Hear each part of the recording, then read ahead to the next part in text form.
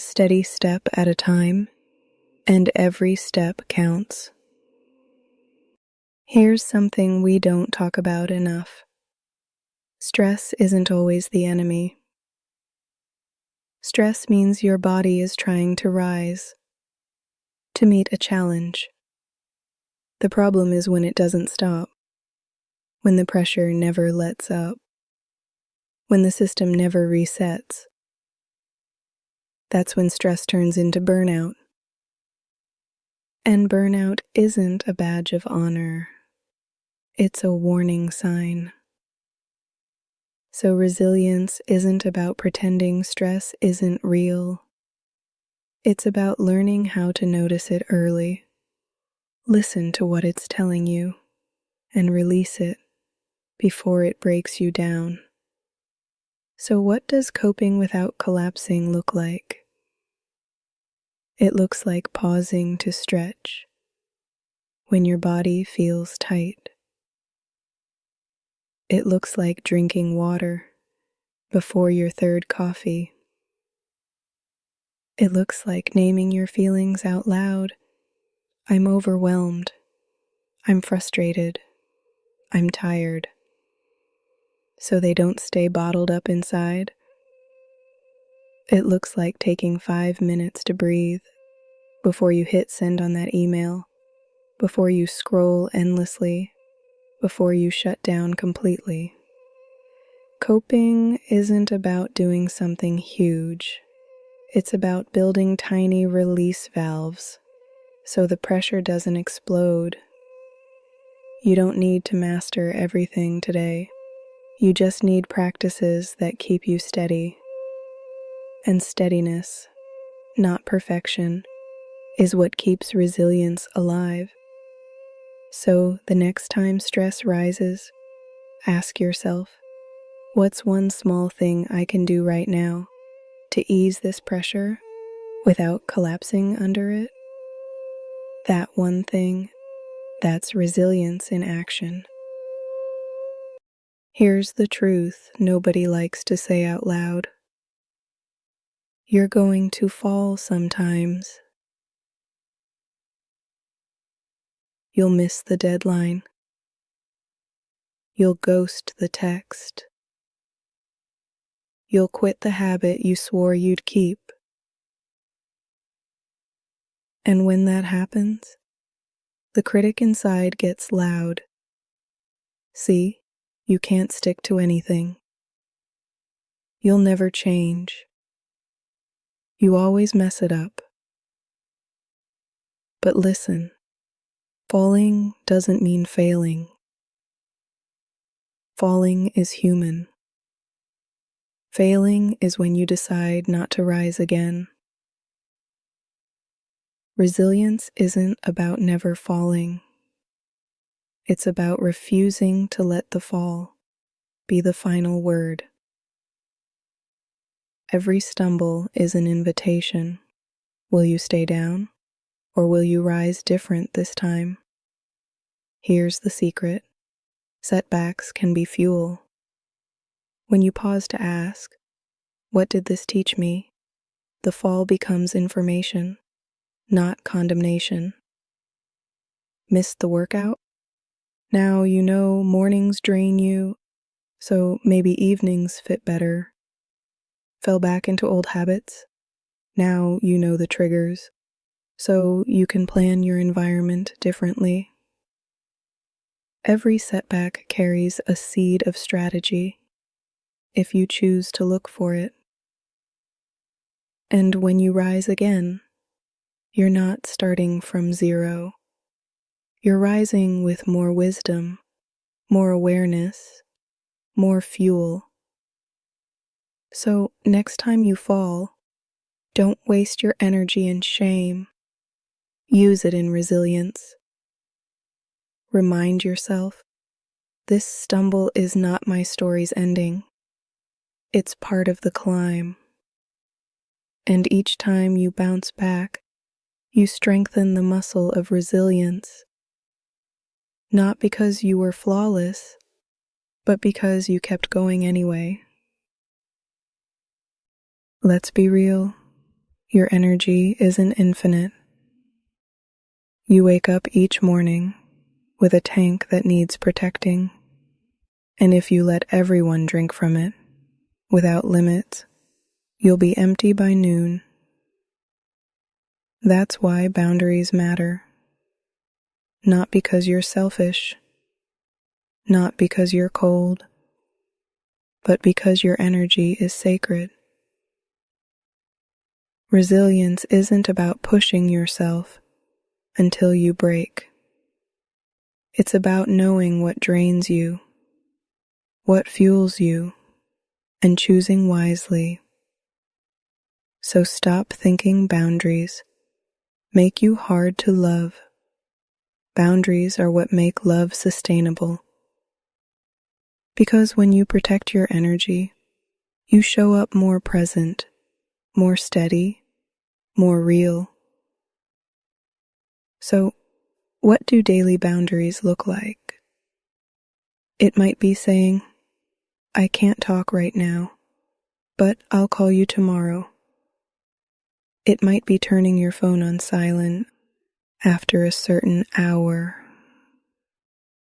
It might be giving yourself permission to say no without explaining yourself 100 times.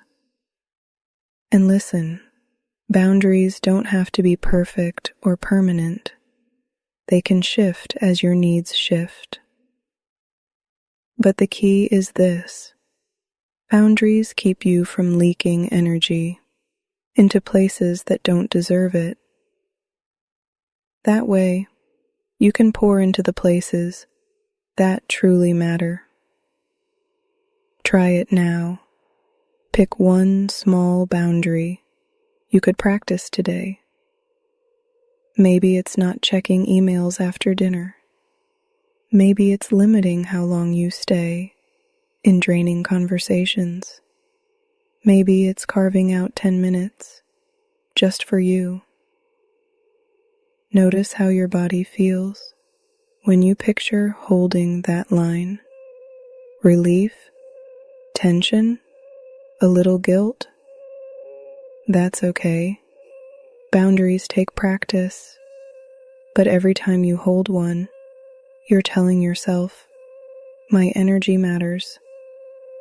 And that message, that's the foundation of resilience. Here's something most people overlook. Resilience isn't built in the big moments.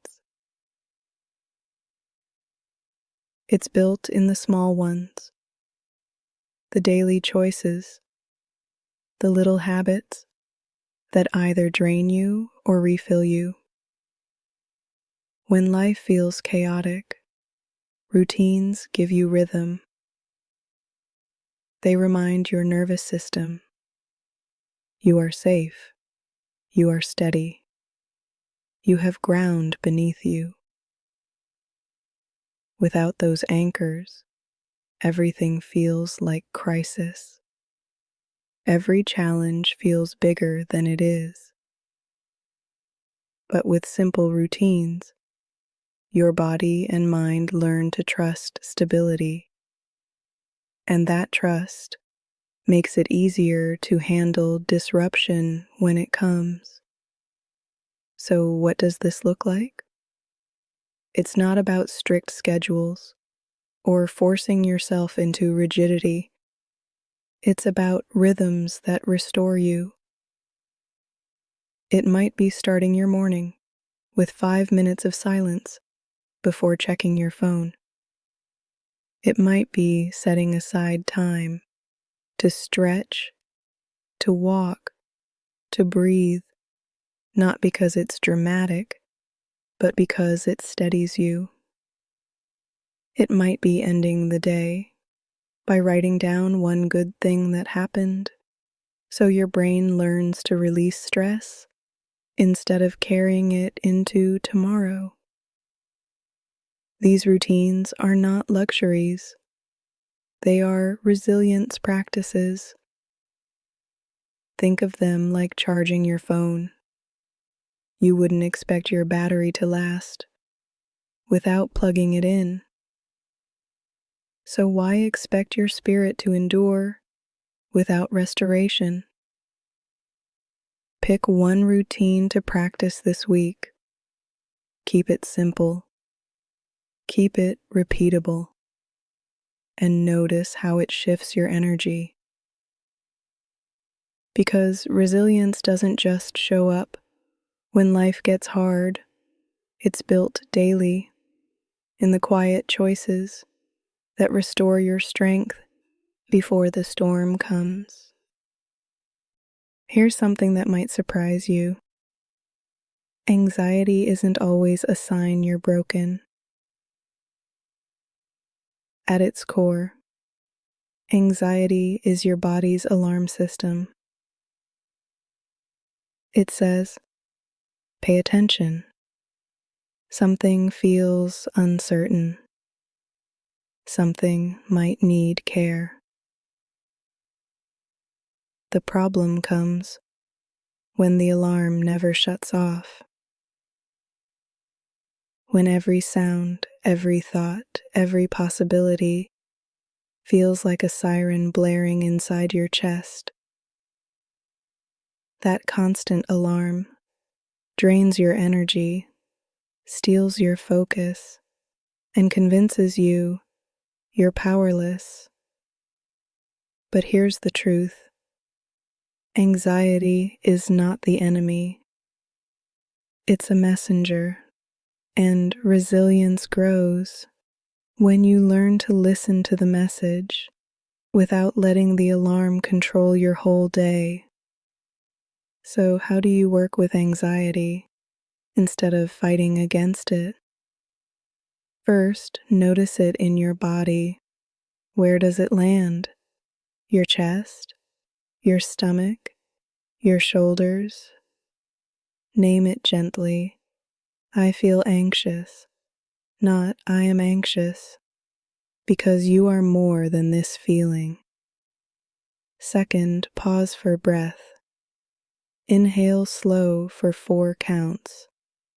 Hold for 4. Exhale for 6. Do it again until the alarm softens, until your body remembers you are not in danger right now. Third, ask the anxiety, what are you trying to tell me? Maybe it's reminding you to prepare for something ahead.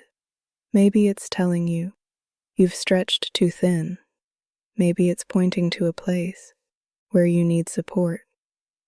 When you treat anxiety as awareness, you shift from panic to presence. Because now, instead of drowning in it, you're using it. And that's resilience. Not erasing the alarm, but learning how to respond to it with steadiness and care. So the next time anxiety rises, don't hate it. Don't shame yourself for feeling it. Pause, breathe, listen, and then act from awareness, not from fear. That shift, that's how you turn anxiety into resilience. Here's something nature teaches us. The strongest trees aren't the stiffest ones. The trees that survive storms are the ones that bend with the wind, not the ones that try to resist it. Resilience works the same way. When you're too rigid, when you demand perfection, when you cling to one plan, one path, one identity, life's changes feel like destruction. But when you stay flexible, you can adapt. You can shift your approach without losing yourself. You can move with the storm instead of snapping under its weight. That's not weakness. That's wisdom. So, how do you build flexibility? Start small. If a plan changes, instead of spiraling, practice asking, what's another way forward? If something goes wrong, instead of labeling it failure, ask, what can I learn from this? If a door closes, remind yourself, closed doors redirect me. They don't define me. Flexibility is a mindset shift. It's trading the question, why is this happening to me? For, how can I move with this and grow through it? And just like stretching a muscle, the more you practice, the easier it becomes. Try one flexible act today. Maybe take a different route home. Maybe say yes to something new. Maybe let yourself rest instead of pushing past exhaustion. Every time you practice bending, you prove to yourself, I don't have to break. That's resilience, not in pretending life won't test you, but in knowing you can adapt, shift, and still stand strong. Most of the weight we carry doesn't live in the present moment. It comes from replaying the past, what you should have done, what you could have said, what you wish had gone different. Or it comes from fearing the future, what might happen, what could go wrong, what you don't feel ready for. Both spirals steal your strength. They drain energy from right now, the only place you can actually act. That's why grounding in the present is such a powerful resilience tool. Because when you anchor here, in this breath, in this step, in this choice, you take back control from the swirl of past and future. Here are a few ways to practice. Start with your senses. Notice 5 things you can see, 4 things you can touch, 3 things you can hear, 2 things you can smell, 1 thing you can taste. This pulls your body and mind back into the present moment. Or try mindful breathing. Inhale slowly for 4 counts. Hold for 4. Exhale for 6. Do it 3 times. Another practice. Say out loud what's true right now. I'm sitting in this chair. My feet are on the floor. My hands are steady. Simple, yes, but powerful. Because your nervous system relaxes when it knows exactly where you are. Grounding isn't about denying the past or ignoring the future.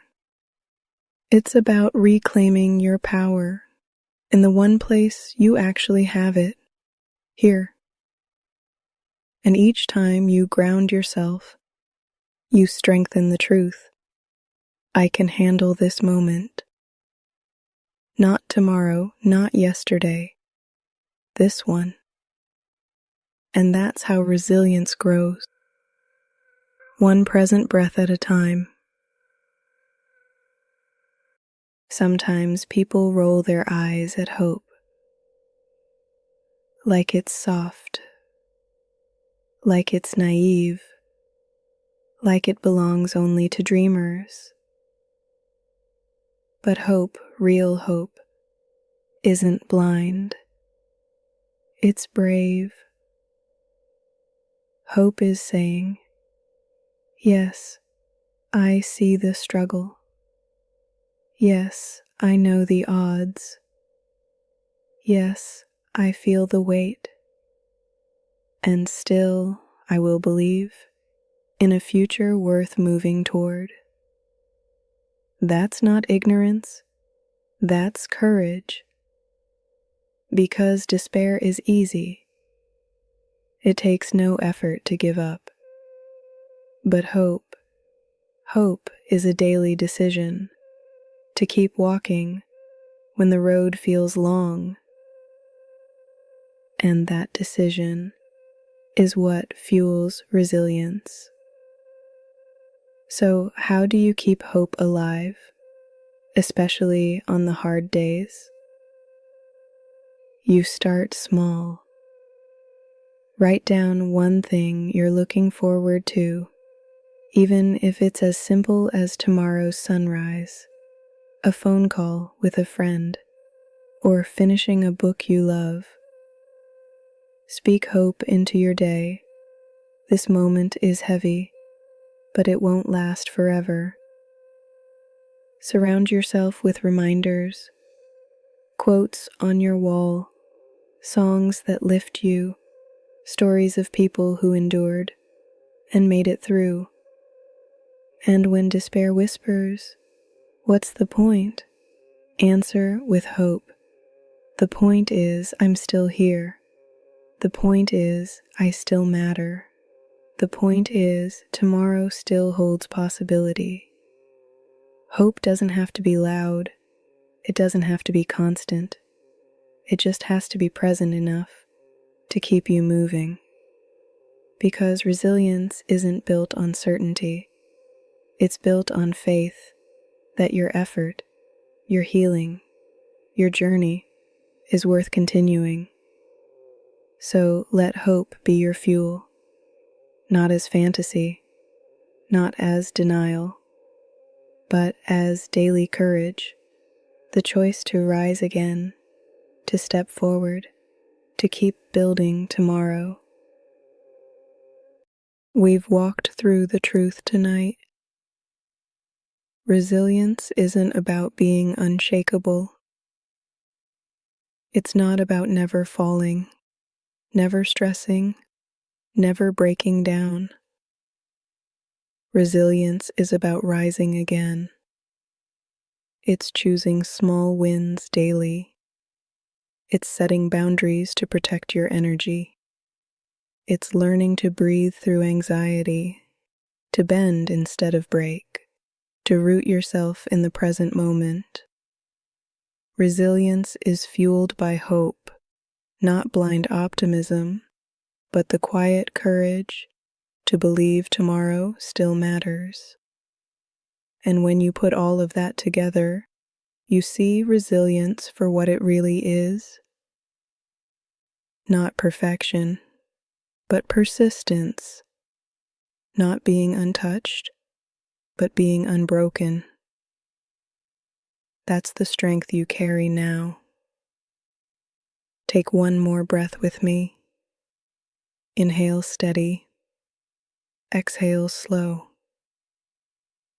Hold this truth in your chest. You are more resilient than you give yourself credit for. And resilience practiced daily becomes not just survival, but strength. But the journey doesn't end here. Resilience is powerful, yes, but it deepens even more when paired with understanding. At 9 p.m., Satoshi Tanaka will meet you. His voice carries calm precision, the balance of Japanese and English rhythm, the wisdom of emotional literacy. Where I have guided you to practice resilience in action, he will guide you to understand the language of emotions themselves so you can name them, navigate them, and never be ruled by them. So breathe once more. Inhale resilience, exhale readiness, and step forward from surviving with strength to understanding with clarity. Strength isn't always loud. Here's the thing about resilience. It's not always about being tough, loud, or unshakable. Sometimes resilience is soft. It's showing up for yourself when no one else is watching. It's sending the text you've been avoiding. It's getting out of bed on the day your body feels heavy. It's choosing water instead of numbing out again. Strength doesn't always roar. Sometimes it whispers. And those whispers, they add up. Every small choice to keep going, every quiet step forward, that's resilience at work. You don't need to break records. You just need to keep moving. Resilience lives in the small wins, the bed you made this morning, the walk you took instead of scrolling, the moment you paused to breathe instead of spiraling. These things may feel tiny, insignificant even, but your nervous system notices. Your mind takes notes. Your body remembers. I can still choose. Small wins stack. They build momentum. They remind you that you're not powerless, even when life feels overwhelming. So don't underestimate the little things. Write them down. Celebrate them. Let them remind you